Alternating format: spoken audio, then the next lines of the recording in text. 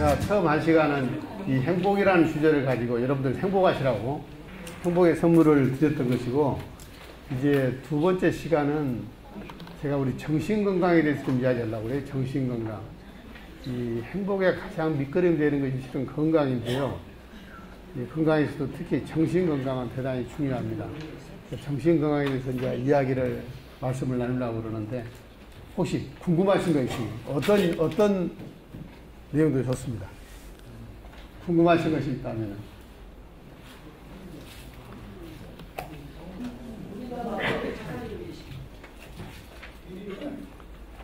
우리나라 자살률이 OECD 국가 중에서는 1위예요.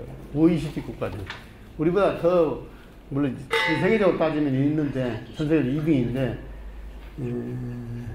기왕이면 제가 자살도 내가 좀 이야기 좀 드리려고 그러거든요. 왜냐하면 제가 이런 일들을 지금 하고 있기 때문에 우리 주변에 죽는 사람이 사실 너무 많아요. 아주 안타깝습니다.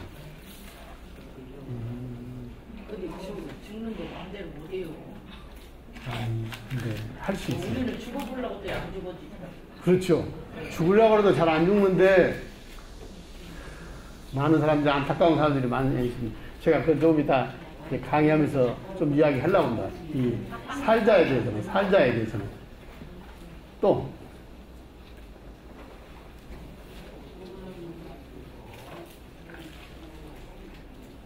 오늘은 실은 나이도 많이 드신 분들이 오실까 생각이 들어서 제가 한 가지는 치매에 대해서 좀 이야기하고, 하나에 대해서는 잠에 대해서 좀 이야기하고, 건강에 잠이 아주 중요하거든요. 또 한 가지는 이제 흔히들 우리가 경험하는 마음의 감기라고 하는 우울증에 대해서 좀 이야기하고, 그러려고 실은 제가 준비를 했는데,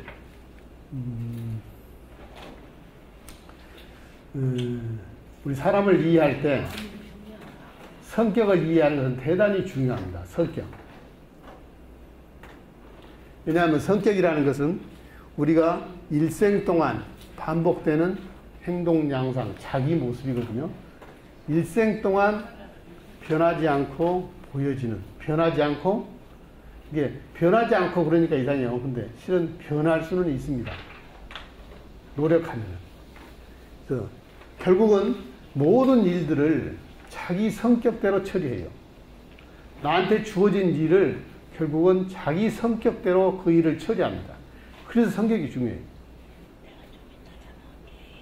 배우자를 선택하는 것도,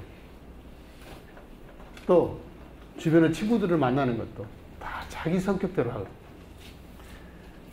그래서 이 성격은 결국은 부모로부터 물려받은 것이 제일 중요해요.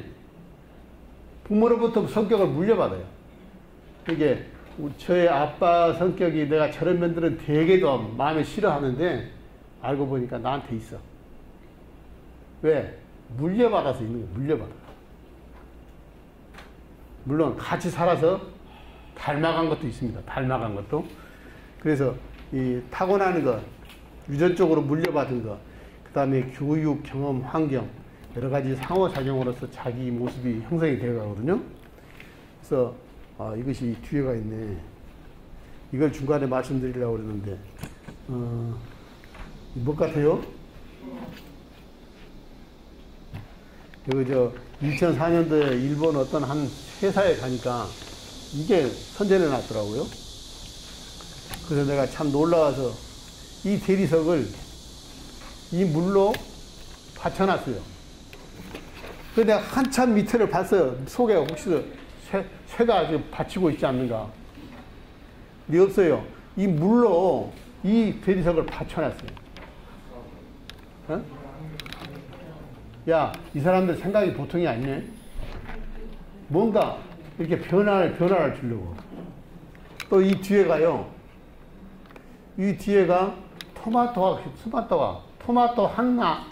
나무, 그래서 나무라고 그랬어요. 토마토 나무가 있어요. 하나가.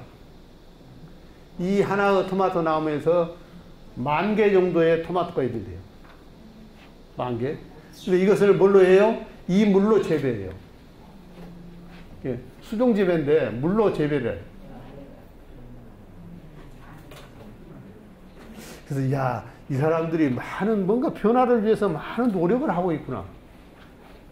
제가 깜짝 놀랐어요. 저희가 또 안에 들어가니까 세계 지도를 거꾸로 그렸어요. 세계 지도를 우리가 보통 세워놓은 대한민국이 이렇게 있다면은 이것을 거꾸로 해서 올려놨어. 지도를 거꾸로 올려놨어. 그래서 이 기업에서는 자기 직원들한테 뭔가 창조적인 어떤 것들을 기대하면서 변화를 위한 노력, 이걸 상당히 강조하더라고요. 그래서 여러분들도 이 도시 재생이니까 뭔가 어떤 기발한 아이디어, 이런 것들을 실천에 옮길 수 있는.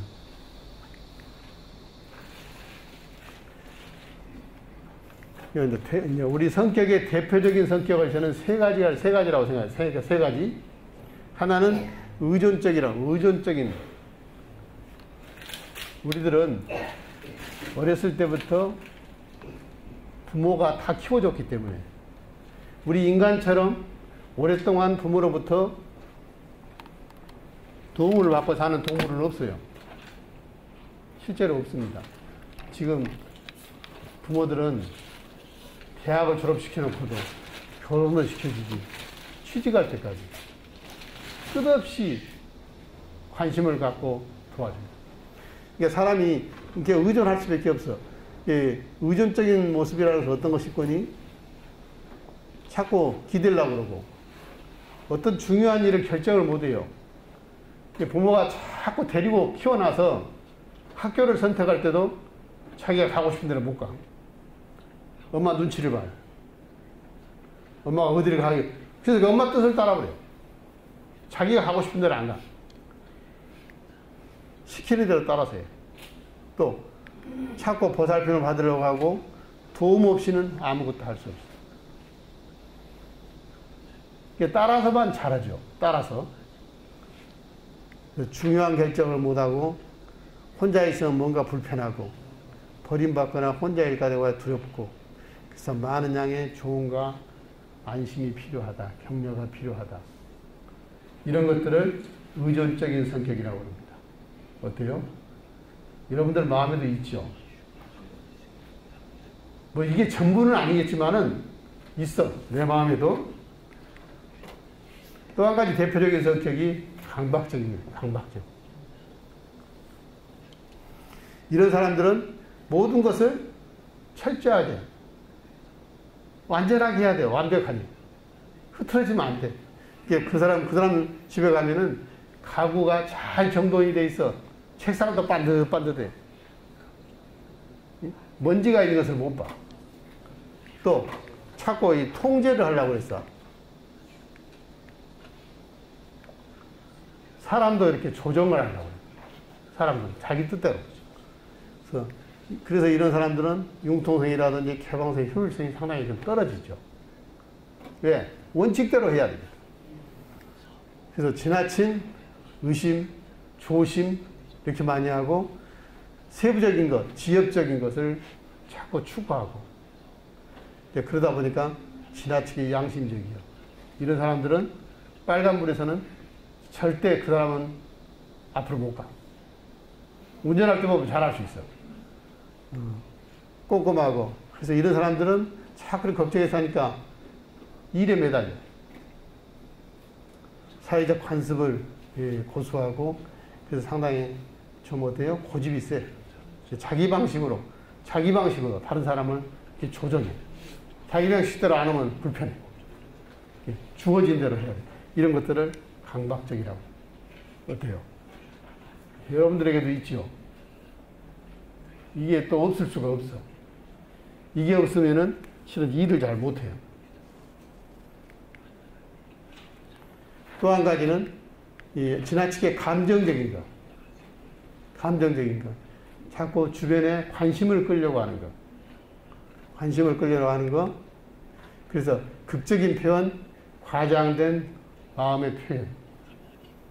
그래서 누가 뭐라고 하면은 마음이 서로 잘 그쪽으로 기울어가 버려.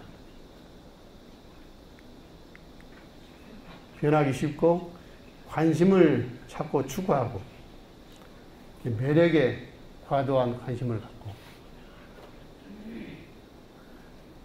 이런 면들이 없으면은 끌리지가 않아요, 사람이. 뭔가 사람이 끌리려면 또 이런 면들이 또 있어야 돼요. 이것을 우리가 히스테리컬한, 히스테리컬. 근데 여기에 계시는 우리들은 이 세 가지 모습 중에 어떤 한 부분이 더 커요. 어때요? 그러지 않은가요? 혹시 나는 의존적이라고 생각이 되시는 분? 아니면은 나는 좀 강박적이다. 나는 히스테리컬하다. 대부분 이 세 가지 중에 우리들은 어느 한 곳에 속합니다. 실은. 이게 퍼센트 차이겠죠. 퍼센트의 차이. 어느 한적인 면만 너무 두드러지면은 이것을 우리는 성격 장애라고 그래요. 이 한 가지가 너무 두드러져 버리면은 사회생활 하는데 어려워. 근데 이게 퍼센트, 어떤 사람은 의존적인 것이 30%, 또 강박적인 것이 30%, 히스테리컬한 것이 30%, 이렇게 나눠진 사람이 있고, 어떤 사람은 50, 30, 20 뭐 이런 식으로. 구성이 다를 뿐이지 조금씩은. 왜? 이게 우리가 애들을 키워오면은, 애들을 키울 때, 뭐라 그래요? 젖을 줄 때, 엄마가 젖을 줄 때 이것을 보통 1살 때까지는 우리가 구강기라고 그러는데, 그때 의존적인 모습이 많아요. 엄마가 그때 어떻게 키웠는지. 그 다음에 똥오줌가 될 때가 있죠, 이제. 이것을 똥오줌가 될 때, 그때 모습이 나오는 것이 강박적이에요. 그 다음 단계에서, 이제 그때까지만 해도 아빠를 잘 몰라요, 아이는. 그 시기가 지나면 이제 엄마, 아빠, 나 사이가 관계가 성립이 돼요. 엄마, 아빠 사이, 나. 그래서 서로 관계에서 내 편을 만들려고. 그래서 히스테리컬한 이런 세 가지 면들이 우리가 살아오는 동안에 성장하면서 경험들을 하기 때문에 우리한테는 우리 모르게 이런 성격들이 있어요. 단지 어떤 부분이 더 강하냐 하는 차이. 물론 성격은 이것 말고도 종류는 엄청나게 많습니다. 대표적인 성격을 제가 이렇게 말씀을 드리는 거예요. 그래서 이런 성격이 살아나가는데 대단히 중요해요. 그래서 이 정신질환이 원인 그랬는데, 모든 병의 원인은 하나는 취약한 겁니다. 물려받는 거예요. 부모님이 고혈압이나 당뇨가 있으면은 내가 고혈압이나 당뇨가 생길 가능성이 너무너무 많아. 이것보다 우리가 취약성이라, 취약성. 이 취약성을 그런다고 그래서 유전한다 이런 말을 쓰지 않습니다. 유전한다. 유전한다는 말하고 취약하다는 말은 좀 달라요. 유전한다고 할 때는 유전하는 지인을 우리가 살릴 수 있어요. 지인이 있어야 돼요. 유전하는 지인이. 그리고 멘델의 법칙 배웠지, 옛날에 중학교 때. 멘델의 법칙처럼 3대 3대 3대 1 뭐 이런 그 규칙이 있어야 돼요. 그럴 때 유전한다는 말을 쓰고, 그러지 않은 상황에서는 취약하다는 말을 써요. 취약. 그래서 우리는 어떤 면에 약하게 돼 있어. 근데 그 약한데 여기에 사회 환경적인 스트레스, 어려움이 주어지면은 어때요? 그게 발현하게 돼 있어. 나타나게 돼 있어. 그러니까 취약하더라도 스트레스가 없으면 어때요? 안 나타나. 스트레스가 많아도 이 취약한 것이 없으면은 병이 안 나타나는 거예요. 모든 병이 이렇습니다. 모든 병이. 우리 정신질환만 그런 게 아니에요. 내과적인 질환 다 그래요. 마찬가지. 그래서 우리 정신질환에는 이러이러한 것들이 있어. 우선 요새 많이 매스컴에서 잘 나오는 어떤 공황장애, 불안하고 관계되는 장애들, 불안하고 관계되는, 이걸 우리가 노이로제라고 해요. 노이로제. 불안하고 관계되는 장애들. 또 두 번째는 정신병. 정신병은 우리 정신질환 중에서 한 1.5% 정도밖에 안 찾아요. 근데 사회에서는 많은 문제를 야기하죠. 환자는 아주 적은데. 노이로제는 보통 우리 인구의 한 30% 정도가 노이로제입니다. 여기가 100명 있다면 30명 정도는 이런 문제로 살아가는 동안에 고통을 받아요. 기분의 변화가 있는 우울증. 예, 정신신체장애라고 그래서 내과에 가면은 특별한 검사상에서 이상이 없다고 그러는데 나는 아파.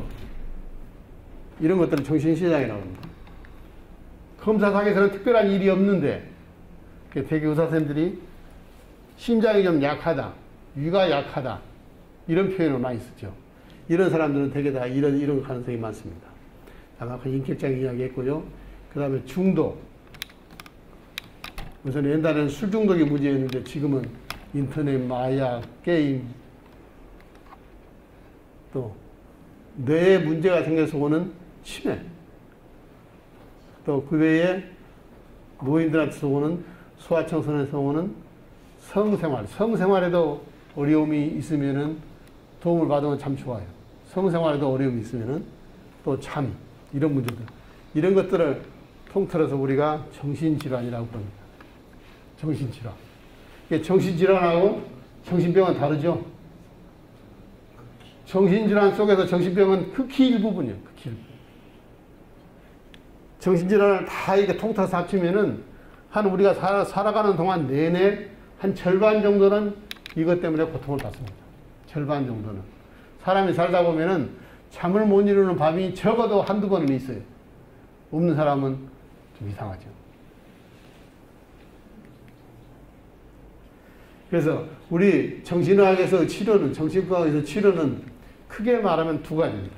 하나는 이 정신분석 이론 하면 아실랑가 모르겠어요. 프로이드 혹시 아세요? 프로이드. 무의식을 이야기한 프로이드. 우리는 모르는, 우리 마음에는 모르는 세계가 있다 하고 주장했던. 그래서 모르는 것을 알게 하면 치료할 수 있다. 이게 프로이드 정신분석 이론인데 이것을 주관으로 하는 우리가 정신치료가 있고 학습이론, 이건 우리 학교에서 다닐 때 많이 배웠습니다. 반복해서 훈련을 통해서 나아가게 하는. 이게 반복적인 교육, 이런 말 많이 들었죠. 반복적인. 반복한다 하면 이건 학습을 이야기합니다. 이게 뭔 이론인 거니? 그, 개한테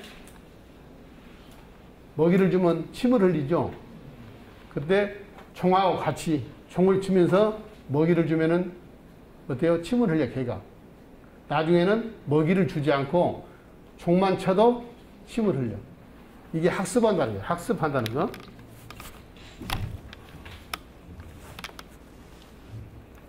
그것에 의한 인지행동치료. 이걸 우리가 정신치료라고 그래요. 정신치료. 그 다음에는 한 가지 반대로는 약을 쓰는 거. 이것은 말로 싸는 것이고 행동으로. 그 사이에 정신사회재활치료라는 게 있죠. 이 속에 소위 말해 정신사회가 사회적인 역할, 어떤 기능을 할 수 있도록 이 작업이나 오락을 통해서 이런 기능들을 높여주는, 그래서 미술, 음악, 운동, 원예 이런 것들이 동원이 되는 거예요. 이 치료를 위해서. 뭘 위해서? 이 사회 재활을 위해서. 사회 기능을 좀 더 활성화시키기 위해서. 그래서 원예라는 말이 그래서 들어왔습니다. 그래서 정신사회 재활이라고 그랬죠. 정신사회 재활. 그래서 작업을 통해서 그래서 마음을 편안하게 하는, 그래서 좀 더 잘 일을 할 수 있게끔 도와주는, 사회에서 적응할 수 있도록. 우리가 많이 이야기하는 것은 대인관계. 사람과의 관계가 중요해요. 건강에. 대인관계를 잘하고 독립적인 생활을 할 수 있도록 뭘 통해서? 이 작업을 가지고, 작업 활동을 통해서. 이것을 정신사회재활이라고 그래요. 그래서 이거 말은 다르고 작업치료라고 그러는데, 이 작업을 통해서 마음의 갈등이나 긴장들을 해소하고, 그래서 이 자발성이나 의욕을 촉진하고 흥미를 유발시켜서 뭔가 잘할 수 있도록, 결과적으로 사회 적응을 잘할 수 있도록. 그래서 이 작업 속에 이런 것들이 있어요. 봉투를 접기, 가구 수리, 목공, 원예, 농작물 재배, 이런 것들이 따릅니다. 그래서 이런 것들을 우리가 치료 현장에서는 작업치료라고 그래요. 작업치료. 작업치료의 한 부분을 우리가 원예치료라고 합니다.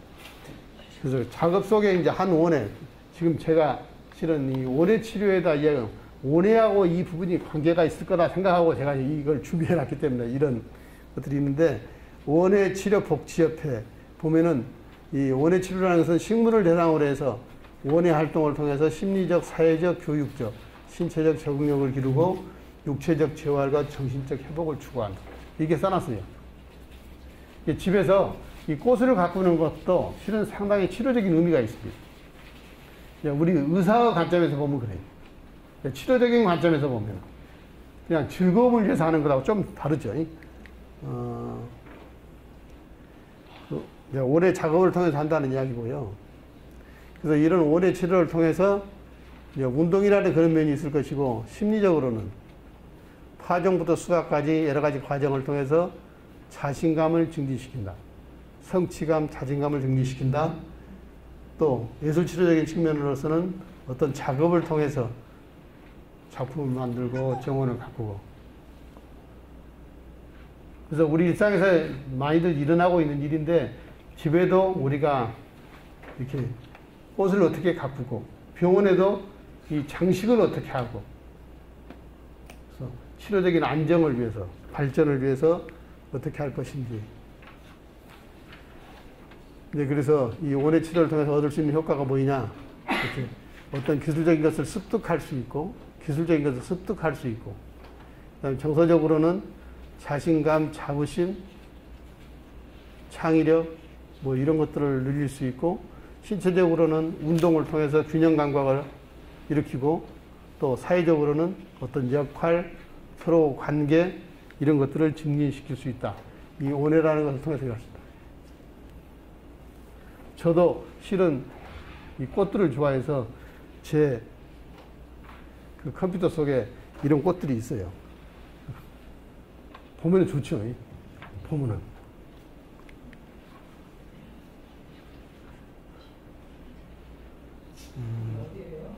어디일 것 같습니까? 제가 여쭤보고 싶었어요. 어디일 것 같습니까? 우리가 살아가는 동안에 어떤 일을 추구하는 동안에 해야 되겠는데 참 힘들 때가 있어요. 그거 생각하면서 제가 이거 찍어 놓은 거인데, 여기 뭐라고 써 있어요? 안 보여요. 이게 16마일인가 될 거예요, 아마. 이게 미국인데, 마일이니까. 이게 도로예요. 도로인데, 용암이 넘쳐가지고, 용암이 넘쳐서 도로를 덮친 거예요, 이제. 근데 제가 그 용암을 제가 손으로 만져보고 싶었어요. 용암을. 근데 여름인데, 이 여름이죠, 복장이. 해는 비쳤었고, 엄청나게 멀어요. 이런 길을 그냥 4km를 가야 돼요. 그래서 갈까 말까, 여기서 한 절반 정도 돼요. 갈까 말까 망설이다가 저 사진을 찍어 놓고. 그래서 어떤 일을 추구하는 사람들에게 힘들더라도 막상 우리가 산에 올라갈 때 그러잖아요. 지리산 올라가면은 올라갔더니 되게 힘든데 올라가서 보면 좋잖아요. 그런 생각이 들어서 그래서 여짝에 가서 실은 용암을 만지지는 못했죠. 보기만 했죠.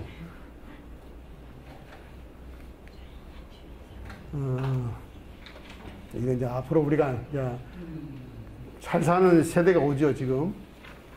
제가 몇 살까지 살 것 같아요? 100살까지도 살 것 같아요. 100살까지는. 110. 고맙습니다. 110. 우리 언제까지 살지 몰라요, 앞으로.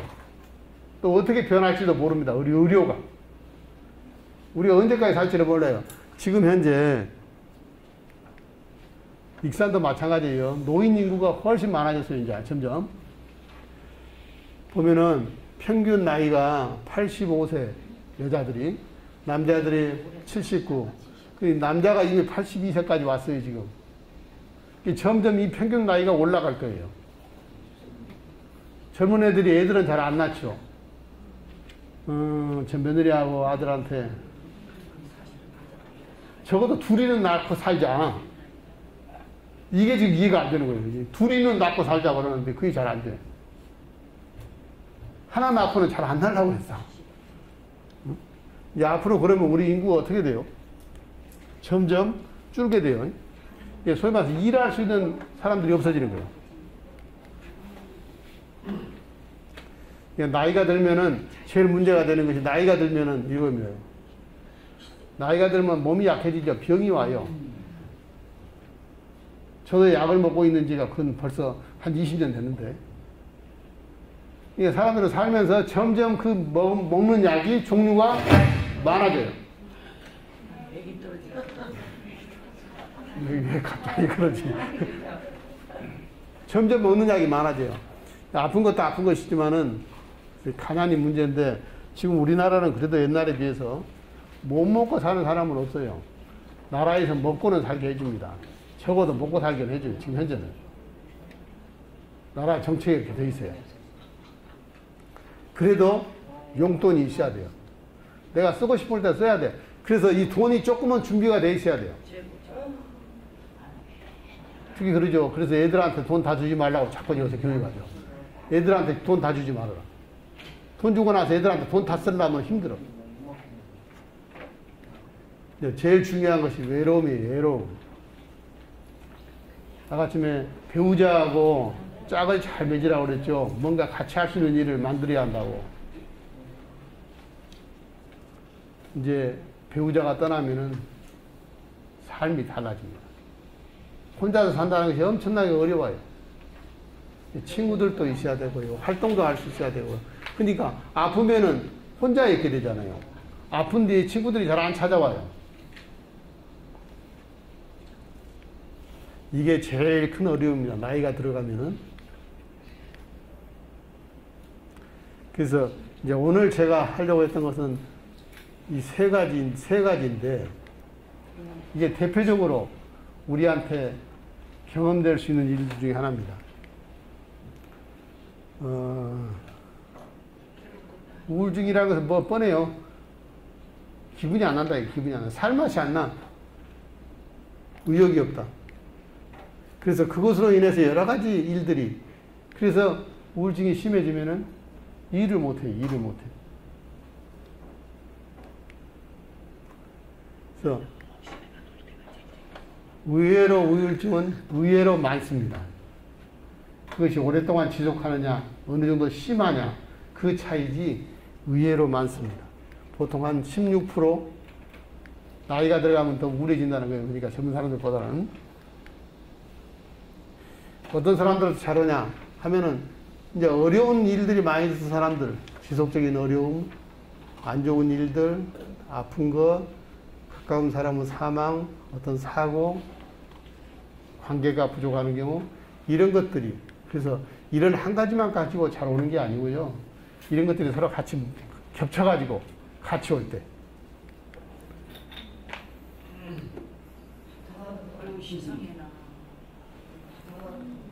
실은 다들 제가 좋아했던 사람들인데, 제가 좋아했던 사람, 사실. 내가 박원순 씨 말씀드렸지만, 제가 박원순 씨 상당히 좋아했던 사람입니다. 저 사람이 잘 되기를 바라고, 내가 근데 그런 이면이 있는지를 몰랐어요. 모르겠어요, 나. 그래서 이분이 정몽원 씨가 죽을 때, 안 되겠다. 이 사람이 갑자기 죽길래, 그리고 이렇게 이런 배우가 죽고 그러길래 안 되겠다. 운동을 좀 해야 되겠다 해서 제가 이 자살의 이유라는 책을 이렇게 펴놨는데, 그래서 뭔가 달라져야 되겠다. 저 사람들이 사실 우리가 생각보다는 설마 저 사람들이 죽었을까? 이건 제 나름대로 결론입니다. 왜 우리나라에 이렇게 자살이 증가했을까 하는 것은 우리가 IMF 때 그 이후에 갑자기 우리나라가 이렇게 많이 죽었어요. IMF 이후에. 그리고 나서 이제 올라가다가 조금 지금 멈춰가지고 조금씩 내려오고 있습니다. 많이 죽을 때는 10만 명, 우리가 자살률은 10만 명당 얼마라고 그러는데 10만 명당 36명까지 올라간 적이 있어요. 그러면은 1년에 우리 익산시가 30만이라고 그러면은 100명이 죽었다고 말해요. 100명이. 1년에. 그러다가 지금 조금씩 내려가고 있는데, 이 IMF 이후에 우리한테 다가온 것이 실제적으로 경제적으로는 잘 살죠. 우리나라처럼 잘 사는 나라가 별로 없어요. 그래서 이제 밖에 나가서 여행해 보면 알아요. 제가 처음 여행을 했을 때가 1980년대쯤 되는데, 그때 가면 한국어 잘 몰라요, 사람들이. 나보다 자꾸 재패니스 물어봐요. 일본 사람이냐고. 근데 지금은 나가면은 대한민국 대접받아요. 밖에 나가면. 그래갖고 유명해졌습니다. 그 이후에 이 IMF에 오는 것이 상대적인 빈곤감이에요. 빈부격차가 너무 많아졌어요. 상대적으로 내가 좀 부족하다는 것을 더 많이 느끼고 살아요. 또 한 가지는 이 지금 현재 우리 세계적으로 변화가 1등만이 사는 나라, 1등만이 사는 사람이 됐어요. 제가 제일 걱정하는 것은 우리나라에서 삼성전자가 무너지면 어떻게 될까? 삼성이요, 우리나라 예산의 3분의 1을 갖고 있습니다. 예? 근데 삼성이 무너지면 어떻게 되겠어요? 우리나라가. 적어도 그런 일은 없어야 돼요. 그럼 우리가 옛날로 돌아간다는 얘기예요. 그래서 경쟁에서 압박감. 그래서 우리나라가 지금 행복지수가 상당히 낮아요. 잘 살고 있는데도 불구하고 행복지수가 낮아요. 또 한 가지는 가족 지지 체계가 약화되어 있습니다. 옛날보다는. 여러분들은 이웃집 아파트, 이웃에 누가 사신지 잘 아세요? 몰라요. 잘 우리 주변 사람들 잘 몰라요. 그래서 너무 핵가족화 되어 있고 지금 저도 부부이 둘이 살고 있거든요. 얘들은 오기를 기다리고 있어. 오늘 안 오냐? 하고 전화도 해보고. 너무 같이 사는 사람이 적고요. 사실 이혼이 의외로 많습니다. 조금 힘들면 헤어져버려요. 그래서 이웃사랑이라든지 관심, 나는 이제 이런 도시재생 이런 것도 통해서 이런 주변 사람들하고 같이 함께하는 이런 움직임들이 좀 있었으면 좋겠어요. 이런 것들 때문에 많이 죽지 않을까. 제가 이런 말을 써놨습니다. 비록 명예나 돈은 조금 부족할 수도 있지만 따뜻하고 행복하게 살다가 사랑하는 사람들 축복받으며 죽는 것이 행복이 아닐까. 내가 좀 부족하더라도. 그래서 이 자살 생각하고 제가 이런 말을 그래서 썼습니다. 그래서 이런 그 자살을 하는 사람들을 조금은 살려내려고 생명사랑 지킴이라는 이런 매뉴얼을 제가 이 센터장을 할 때 만들어가지고 전라북도에다 보급을 시켰어요. 또 이 보고 듣고 말하기라고 우리나라에서 한국자살예방협회에서 만들었던 자살예방 매뉴얼이 있고요. 이건 세계보건기구에서 하는, 그다음 미국에서 하는 이런 자살예방 프로그램들이 있는데, 보통 제가 쓰는 그 매뉴얼은 일반 국민들은 4시간 정도의 교육을 받으면은 이게 생명사랑 지킴이에서 그래서 이런 서약을 하죠. 나는 생명을 존중하고 사랑하며 나뿐만 아니라 가족, 친구, 주위 사람들이 스스로 생을 마감하지 않도록 노력할 것입니다. 저 이 속에 이게 들어있어요. 저 항상 갖고 다닙니다. 그래서 제가 필요한 사람한테 이렇게 줘요.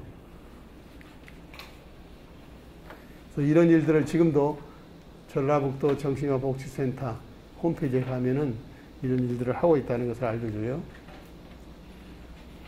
그래서 이런 일들을, 어려운 사람들을 도와주는 기관들이 의외로 많습니다. 어려운 사람들을 도와주는 기관들.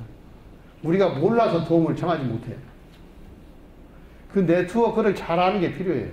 지금은 인터넷만 할 줄 알면은 내가 도움을 청할 수 있는 방법은 얼마든지 인터넷에 다 나와요. 그래서 이는 네트워크를 잘 알아야 됩니다. 그래서 제가 하나 권장하는 것은 112, 119는 다 아시지만은 1577-0199라는 이 전화번호, 1577-0199. 그래서 혹시 정신건강 부분에서 뭔가 어려움이 있으면은 여기다 전화하면은 이런 네트워크를 다 가르쳐 줘요. 제가 그런 교육을 많이 해놨어요. 이 번호에다 전화를 하면은 모든 것을 다 가르쳐 줘요. 하여튼 도울 수 있는 방법을 가르쳐 줘요.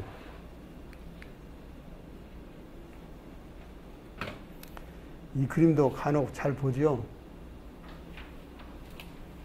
늙은 노인한테 젊은 섹시가 젖을 주네요. 이상하죠? 그래요. 아버지예요, 아버지. 아버지가 독립투사인데 너무 살쪘네. 아주 뺄뺄 말라고 주고 가니까 딸이 마치 애기들 남 뒤에 와가지고 젖이 많을 때. 그래서 감옥에 가서 감옥에서 아버지를 살리는 거예요. 젖을 먹여. 저는 왜 이 그림을 좋아하냐? 많은 일을 할 때 정성이 필요하다. 정성이. 그래서 저는 이 그림을 잘 봅니다. 이 정성. 우리가 하는 모든 일들은 정성이 필요하다.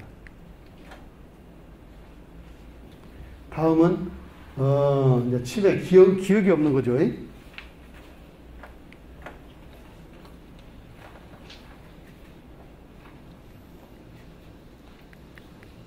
태어나 성장하면서 점차 획득한 여러 일상 기능들을 다시 잃어버리면서 아기가 되어가는 병. 점점 아기가 되어가는 병. 옛날로 돌아가는 병이 치매예요. 아기처럼 되는 것. 그래서 뇌기능에 손상이 오고 기억력에 장애가 오고.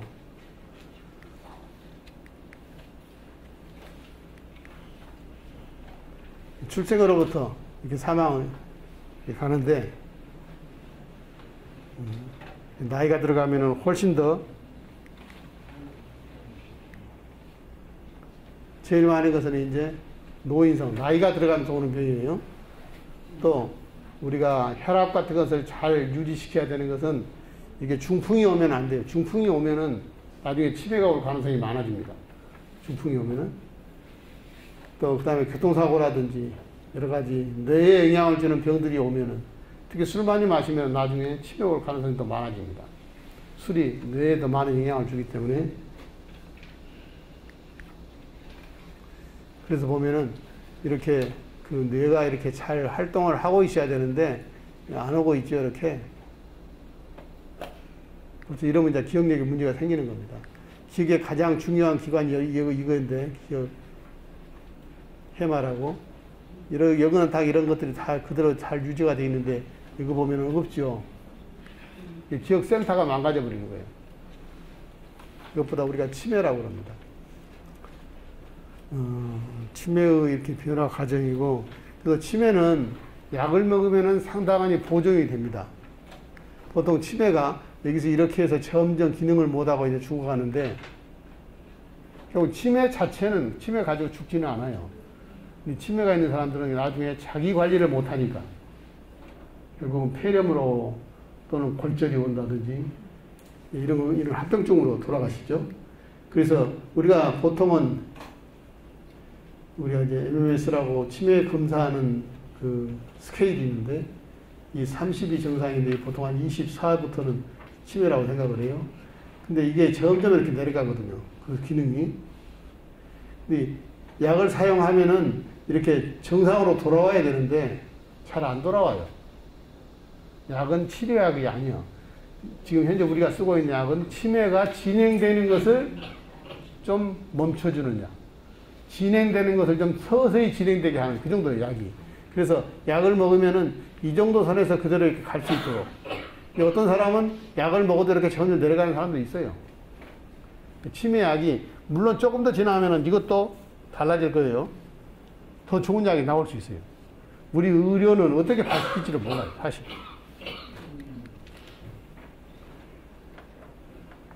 이제 그래서 이런 것들을 안 걸리려면은 우선은 건강해야 되고요. 신체적으로 건강해야 되고, 그래서 적절한 운동해야 되고,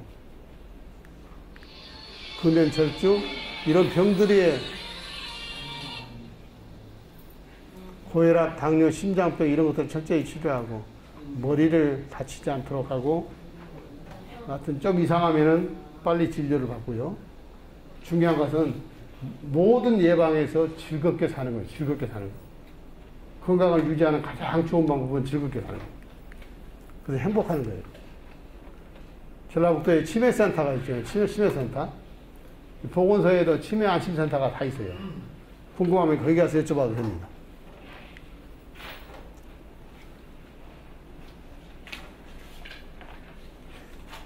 이렇게 도움을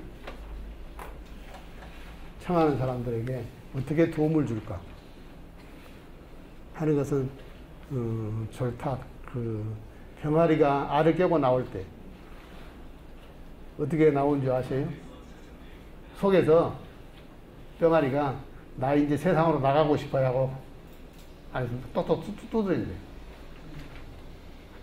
입으로 똑똑 두드려. 그러면 닭이 어미 닭이 그거를 쪼아준대. 그래서 그게 부화가 되는 거예요. 그래서 밖으로 나오는 세상. 그래서 이게 도움을 주는 사람과 도움을 받는 사람 사이에는 그런 관계가 있어요. 그런 관계가. 이것도 정성이라는 그런 것들을 예를 들려고 제가 이 그림을 보여드렸는데, 이제 마지막입니다. 이게 잠이 안 오는 이유는 여러 가지가 있어요.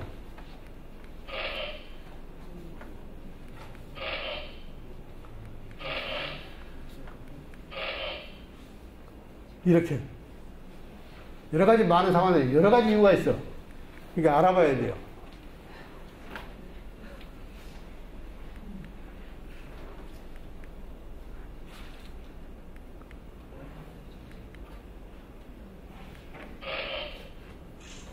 그래서 왜 잠이 안 오는지를 알아봐야 되는데, 이것만 이제 이야기하고 끝내랍니다. 잠이 안 오는 사람들, 저녁에는 잘들 주무셨겠죠. 나이 드신 분들은 잠이 잘 안 와요. 잠은 잘 안 오는데 빨리 깨요. 왜? 나이 드시면은 꿈을 꾸거나 하면 꾸예요. 보통은 젊은 사람들은 꿈을 꿔도 그냥 자요. 근데 나이 드신 분들은 꿈을 꾸거나 하면 잘 깨는 경향이 있어.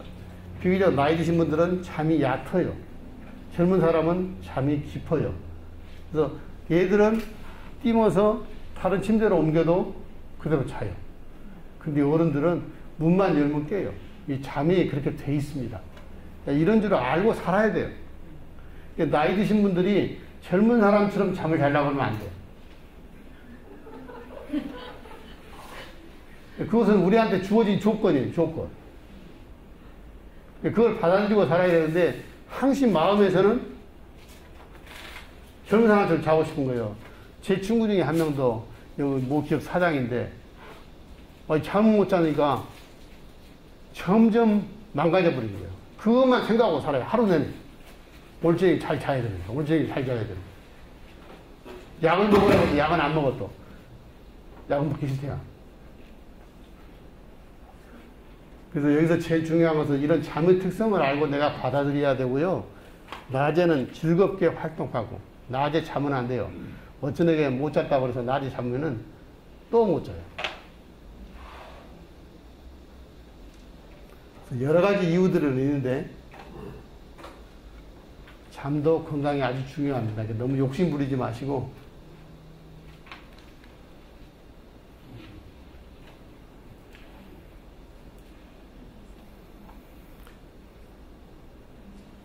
이게 이제 제가 센터 운영하면서 우리 직원들 데리고 한라산 갔던 게, 너무 잘하려고 하면은 이게 스트레스가 많이 주어집니다. 너무 잘하지 않아도. 그런다고 해서 내 자존심이 떨어지는 것도 아니에요. 그래서 칭찬과 용서와 격려를 하고, 때로는 나만을 위한 시간도 필요하고요. 취미생활도 하고, 어때요? 좋은 긍정적인 생각, 감사하고, 마음을 나누면서 살면은 즐겁게 살 수 있습니다. 오늘 하루도 감사하며 즐겁게 사십시오. 사랑합니다. 존경합니다. 이 이야기를 이걸로 끝내겠습니다. 감사합니다.